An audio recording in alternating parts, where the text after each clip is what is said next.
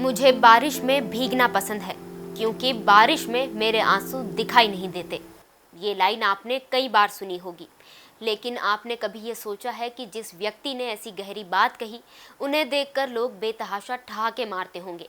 ये कहना गलत नहीं होगा कि ऐसी गंभीर बात कहने वाले इंसान को देखकर कोई भी खुशी के अलावा कुछ और महसूस नहीं कर सकता। हम बात कर रहे हैं दुनिया के सबसे बेहतरीन कॉमेडियन और एक्टर चार्ली चैपलिन की। 16 अप्रैल 1889 को इंग्लैंड के लंदन में चार्ली चैपलिन का जन्म हुआ। उनकी मां का नाम हाना चैपलिन और पिता का नाम चार्ल्स चैपलिन सीनियर था। उनके माता पिता एक म्यूजिक हॉल में काम करते थे। घर की आर्थिक हालत ठीक नहीं होने के कारण चार्ली की मां स्टेज पर गाना भी गाया करती थी। एक दिन गाते गाते गला खराब होने के कारण हाना रुक गई, जिसकी वजह से श्रोताओं ने शोर मचाना शुरू कर दिया। ये देखकर चार्ली स्टेज पर चले गए और गाना गाने लगे। उनका गाना सुनकर लोग दीवाने हो गए और पैसों की बारिश करने लगे।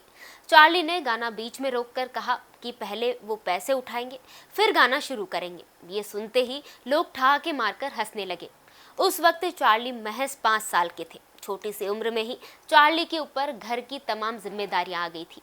13 साल की उम्र में वे पढ़ाई छोड़ छोटे मोटे काम करने लगे। 14 साल की उम्र में उन्होंने पहली बार एक नाटक में कॉमिक रोल किया, जिसे दर्शकों ने खूब सराहा।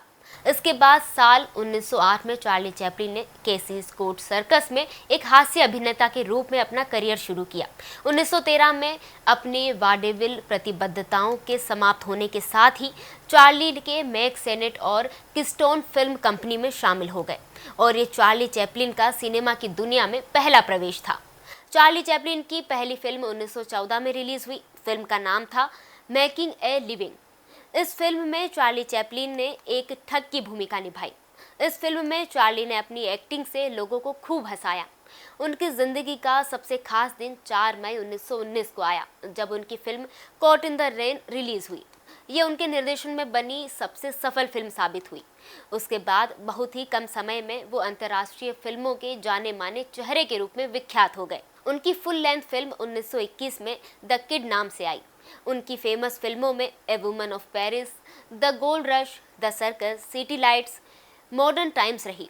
आज भी इन फिल्मों को बहुत पसंद किया जाता है। चार्ली की प्रोफेशनल लाइफ से जुड़ा एक बहुत बड़ा विवाद रहा। ये फिल्म थी द ग्रेट डिक्टेटर। इसमें चार्ली ने एडोल्फ हिटलर का रोल निभाया था। उनके ऊपर कम्युनिस्ट होने के आरोप लगे।